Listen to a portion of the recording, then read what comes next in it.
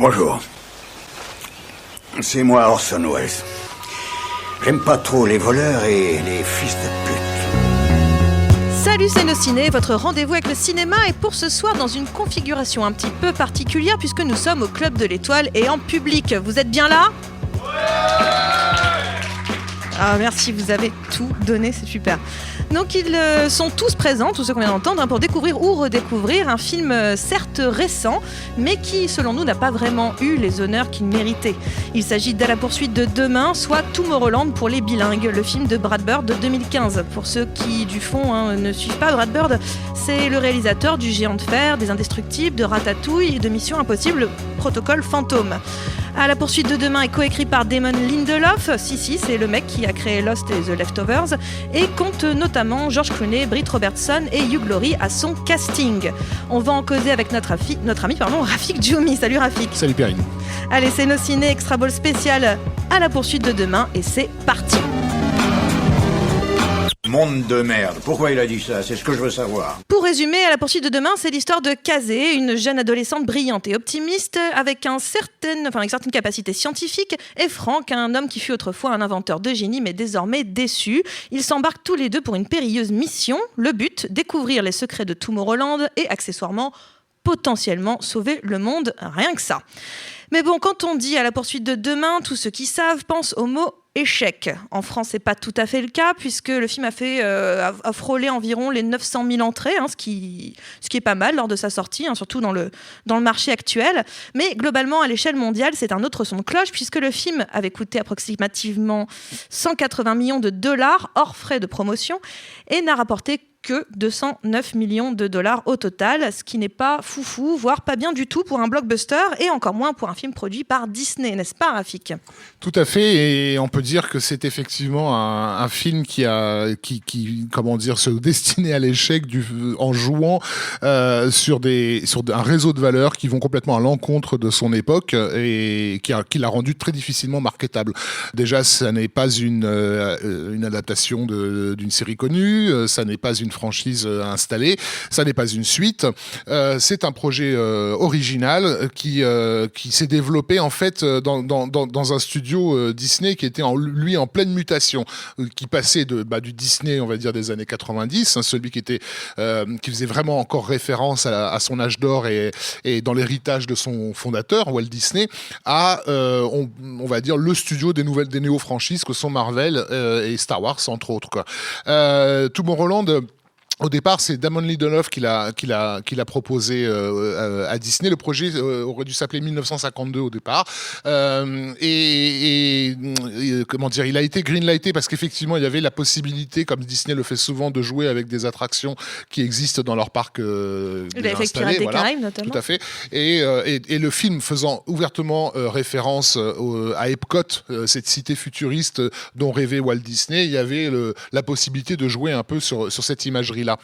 Ce qui a collé en fait avec Brad Bird, c'est que Brad Bird, c'est quelqu'un qui a été formé au California Institute of the Arts, donc l'école des animateurs Disney, dans une classe d'ailleurs qui est devenue mythique puisque ses copains sur les bancs étaient John Lasseter, Tim Burton, Glenn Keane, et enfin plein d'animateurs ou réalisateurs. Voilà. A113. La fameuse salle A113, tout à fait. Avec un professeur extrêmement renommé, mais bon, on en reparlera dans d'autres podcasts. Toujours est-il que Brad Bird, en fait, il a grandi dans une certaine appréciation de ce que signifie la marque Disney, qui est cette espèce d'allant vers un futur meilleur, en fait, une espèce d'optimisme totalement dans l'héritage de l'Amérique des années 50. Le film, donc, au départ, s'appelait 1952. Il met en scène la grande foire aux inventions qui avait vraiment eu lieu dans les années 60. À New York, ouais. Voilà, tout à fait. La New York Fair. Et c'est un film qui, en fait, se sert de ce passé, on va dire, conquérant, pour poser la question, qu'est-ce qu'il en est aujourd'hui ?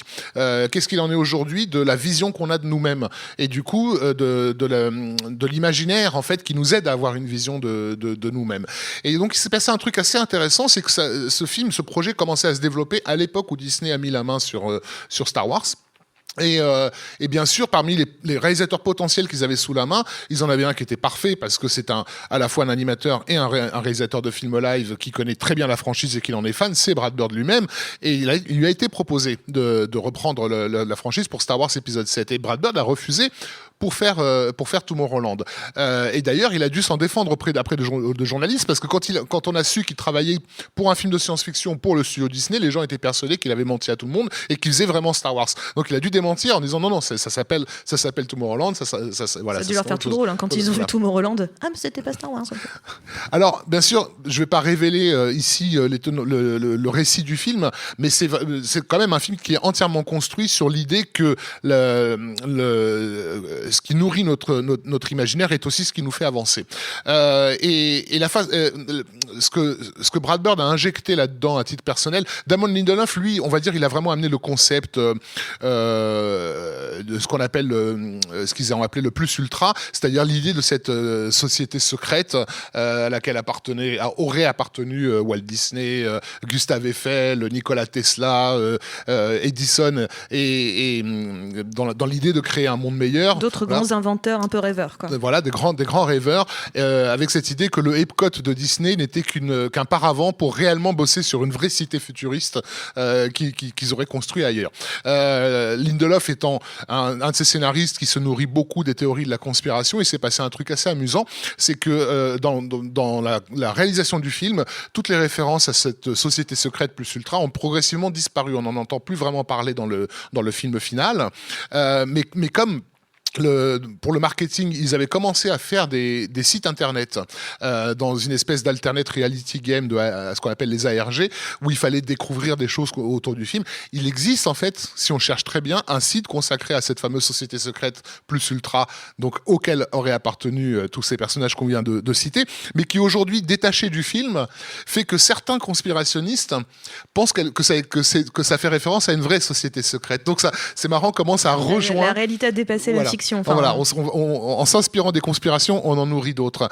Donc ça c'était pour l'apport de Lindelof. Mais ce que Brad Bird va injecter là-dedans, c'est son propre rapport à l'imaginaire. Brad Bird, c'est comme toi et moi, quelqu'un qui a grandi dans l'amour de ces grandes franchises, justement, qui ont été Star Wars, les Marvel et autres, mais qui en est à un stade de sa vie où il voudrait un peu dépasser ça et arrêter de constamment tourner et faire du surplace, comme l'industrie du cinéma nous invite à le faire régulièrement. Et il y a dans le film une séquence, notamment, qui pour moi est extrêmement emblématique de ce que le film raconte en sous-texte. C'est une séquence qui est dans une boutique geek qui s'appelle Blast from the Past, donc vraiment un éclat du passé, dans laquelle on a deux espèces de nerds caricaturaux, obsédés par Star Wars. Ils vendent plein de merchandising, dont les films de Brad Bird eux-mêmes, hein. On voit des statues du géant de fer, etc. Et encore une fois, sans révéler trop de l'intrigue, ces deux nerds vont se retrouver coincés dans une bombe temporelle, totalement figée en fait. Et l'héroïne, elle, va réussir à s'en échapper. Pour moi, c'est vraiment un signal de ce que Bird est en train de nous raconter, quoi. Si on reste coincé dans ce goût passéiste pour ce qui nous a nourris, on bougera jamais, on n'ira pas au-delà, quoi. Or, tout le parcours de son héroïne Kazé, c'est justement de ne jamais se contenter de là où on en est et de ce qui s'est fait dans le passé. Elle passe son temps à demander qu'est-ce qu'on peut faire. Il y a une scène comme ça à l'école où on lui expose tous les problèmes du monde, du terrorisme, de la fonte des glaces, etc. En gros, on va tous crever, et elle passe son temps à lever le doigt. Elle a qu'une seule question qui lui brûle les lèvres, c'est qu'est-ce qu'on peut faire. C'est un personnage actif qui a un regard constamment tourné vers un avenir meilleur possible, voire probable, et qui justifie que le film s'appelle véritablement Tomorrowland. Donc cette façon de rappeler au public un état d'esprit qui a priori été perdu, qui est donc celui qui effectivement animait une partie des Américains des années 50-60, comme qui étaient convaincus d'être la plus grande nation au monde et que l'avenir futuriste qu'ils étaient en train de créer allait être absolument merveilleux. Tout ça s'est un peu écroulé dès les années 70. dans le cynisme ambiant des scandales politiques et des guerres à répétition. Et les chocs pétroliers et compagnie. Comment ? Et les chocs pétroliers et compagnie. Enfin, le choc la baisse pétrolier, économique. guerre du Vietnam, Watergate, enfin on connaît bien cette histoire-là, mais dont on semble ne toujours pas s'être relevé. Et à cela, c'est rajouté aujourd'hui, dans notre immobilisme, la culture populaire qui, jusque-là, était une culture qui nous nourrissait et qui nous poussait à aller justement de l'avant, et qui elle-même est devenue un objet de surplace, en fait, justement à travers les productions Disney actuelles qui cartonnent, qui sont donc les Marvel, les Star Wars et autres, où en fait on nous convie uniquement à venir retrouver l'éclat perdu du passé. D'ailleurs, cette année-là, en 2015, Disney a peut-être souffert de Tomorrowland. Ils ont fait une perte de 120 à 140 millions de dollars, c'est ce qui est estimé à cause du film. Mais ils s'en sont plutôt bien sortis cette année-là, puisque Ant-Man et Avengers, l'ère d'Ultron, sont sortis aussi en 2015 et ont fait les cartons qu'on connaît, ainsi que vice-versa d'ailleurs cette année-là. Tout à fait. Et donc, alors, je pense pas que Tomorrowland aurait pu être un succès, même avec une promotion plus intelligente, vu l'état d'esprit qui affecte les studios, mais qui affecte aussi une partie du public, quoi, qui n'est pas disposé à aller à la recherche du nouveau. C'est dommage à plus d'un titre, parce que je pense que c'est un film qui porte des valeurs sans les manifester bruyamment. Moi, je trouve, c'est un avis évidemment qui n'engage que moi, mais qu'on a avec Kazé un des meilleur personnage féminin que j'ai pu voir ces 15 ou 20 dernières années. D'abord, c'est un personnage. Elle a un caractère éminent et évident. C'est une emmerdeuse, elle se laisse pas faire. Elle est tout le temps... je disais, si Brad Bird avait dû en faire un dessin animé, il en aurait fait un renard de cette jeune fille. Tellement elle est tout le temps à l'affût de quelque chose et maligne, quoi. Et quand on voit que les grands personnages féminins qui nous sont présentés comme modèles sont des Wonder Woman ou des... je sais même plus son nom, celle de Star Wars épisode 7, Rey quelque chose, Rey. Voilà, qui à mes yeux, ça n'engage que moi, sont véritablement des pots de fleurs et des potiches qui servent à rien dans une intrigue qui les dépasse complètement la plupart du temps. Là, prenez ça, Wonder Woman et Rey. Comment ? Prenez ça, Wonder Woman et Rey.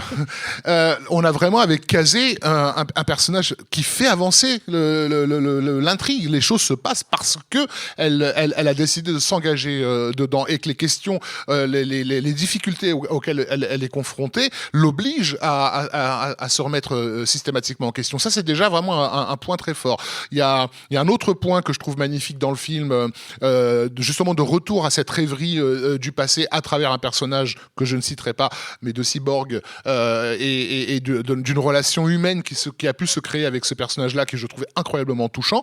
Bref, pour Brad Bird, c'est une façon de dire l'empire Disney, à une certaine époque, ça a été cet état d'esprit-là. Alors on peut dire que c'est un rétrograde ou quoi que ce soit. En plus, il a dû se défendre politiquement parce que le film s'est fait pas mal attaquer pour ses références à Ayn Rand. Alors je resitue un petit peu. Ayn Rand, c'est une romancière américaine qui a écrit 2 romans qui sont parmi les plus vendus aux États-Unis de tout le XXe siècle, La source vive et La grève, et qui était la créatrice d'une espèce de philosophie qui s'appelle l'objectivisme, qui est assez compliqué à résumer, mais qu'on qualifierait de philosophie de droite, plus ou moins, mais qui est vraiment anti-collectiviste. Et très très axé sur l'individu et sa capacité à transcender les règles sociales, en fait. C'est la philosophie des entrepreneurs, si on veut.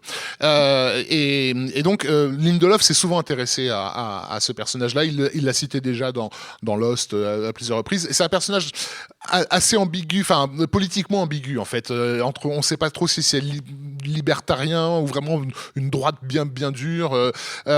Toujours est-il que Brad Bird l'a souvent frôlé, ce personnage d'Ayn Rand, puisque les Indestructibles mettaient déjà en scène des personnages qui vivent dans une société qui n'accepte pas leur excellence. De la même façon que Ratatouille mettait en scène d'un personnage qui vit dans un monde qui n'accepte pas son excellence. Et le goût qu'a Brad Bird pour l'excellence, pour la capacité à se dépasser soi-même, et la nécessité de transcender les valeurs sociales qui emprisonnent l'individu dans une espèce de miasme, d'immobilisme, tout ça a fait qu'on l'a souvent accusé de faire de la promotion d'Ayn Rand.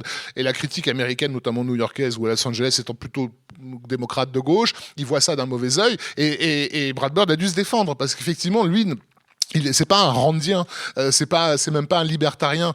C'est juste qu'effectivement, il rejoint le monde des neurones sur cette idée de l'individu capable de s'extraire des règles sociales qui l'empêchent d'avancer. Et donc, Tomorrowland est un film qui porte aussi cette idée-là, à travers notamment une métaphore que je vous inviterai à découvrir autour des loups, de savoir à quel loup on choisit de nourrir. Et Bird, qui lui-même est un personnage qui se voit comme excellent, je pense que il a aucune humilité par rapport à son talent. Je pense que ce film raconte au fond beaucoup de ce qu'il est. C'est un film aussi un petit peu optimiste aussi, parce que quand même Brit, c'est une adolescente, et le film dit bien que c'est Brit Robertson, c'est l'actrice, Casey, c'est le personnage. Donc Casey est un personnage jeune, c'est une adolescente, et clairement c'est comme tu le disais, c'est elle qui va faire avancer le récit en permanence, c'est elle qui va faire bouger toutes les lignes tout le long du film. Il a quand même une idée que c'est la jeunesse qui peut faire bouger les lignes, c'est la jeunesse qui doit se rebeller contre une sorte de marasme ambiant, en tout cas. Tout à fait. Et il y a dans la philosophie de travail de Brad Bird quelque chose qu'on retrouve aussi dans le film, qui est l'idée d'utiliser absolument tout ce qu'on a, tous les moyens qu'on a. C'est-à-dire que Bird ne laisse jamais une scène en l'état s'il n'a pas utilisé toutes les possibilités. Il y a une séquence notamment dans la maison de George Clooney, voilà, où ils se battent contre des personnages qui s'avèrent être des robots, et le nombre incroyable d'idées visuelles qu'il y a dans cette séquence-là, on sent bien le réalisateur qui s'est dit on ne sortira pas de cette maison tant que je n'aurai pas fait tout ce que je peux faire avec ce type de gadget, en fait. Il y a des séquences qui pourraient se contenter d'être un simple champ contre champ, comme par exemple la première fois où elle rencontre Clooney, justement, elle va le voir chez lui, et qu'il arrive à retourner, en fait, par sa mise en scène. Enfin, après c'est Brad Bird, c'est aussi quelqu'un dont on sait que c'est un metteur en scène incroyablement dynamique, incroyablement rythmé, mais on voit bien qu'il est parfois dépassé par le trop plein d'idées nouvelles qu'il voudrait exploiter. Alors je reconnais quand même une certaine faiblesse au film dans sa troisième partie, parce que il a à vendre au public quelque chose de très compliqué, qui est la déception. Encore une fois, je ne vais pas révéler l'intrigue. Non, mais c'est bien. Hein. Mais il y a quelque chose qui, dans le film, nous porte en tant que public, et dont on finit par réaliser qu'il s'agissait d'une publicité, littéralement, et que la réalité derrière cette publicité, elle est déceptive. Et autant sur le plan narratif, c'est nécessaire, autant c'est super difficile de faire passer la pilule. Et je pense qu'une partie du public s'est détournée aussi du film en raison de ce dernier tiers qui ne va pas dans le sens peut-être qui était espéré. Et c'est dommage, parce que le film se conclut sur deux séquences magnifiques, une baston avec des robots que je trouve vraiment jouissive, et cette fameuse séquence émotionnelle que je trouve déchirante, avec une comédienne incroyable, sortie d'on ne sait où.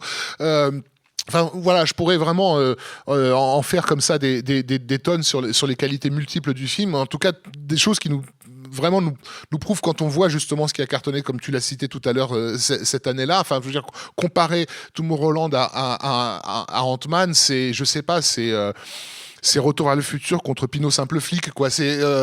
On a vraiment l'impression que l'époque a tourné le dos à l'inventivité et à la joie. Et là, je passe pour un vieux con en disant ça, mais je refuse de dire que c'était mieux de mon temps, mais je persiste à croire qu'avec des mecs comme Brad Bird, ça sera mieux demain. C'est exactement ce que je voulais dire. Avec Brad Bird, l'optimisme est de rigueur, l'optimisme. Donc accrochez-vous à votre optimisme. Maintenant, notre temps est écoulé. Donc merci Rafik, merci beaucoup, Quentin pour m'avoir aidé à la technique et à comprendre comment ça marche, et au Club de l'Étoile pour l'accueil. Rendez-vous sur binge.audio pour retrouver toutes nos émissions, on vous encourage. Et sinon, on vous dit à très vite. Binge.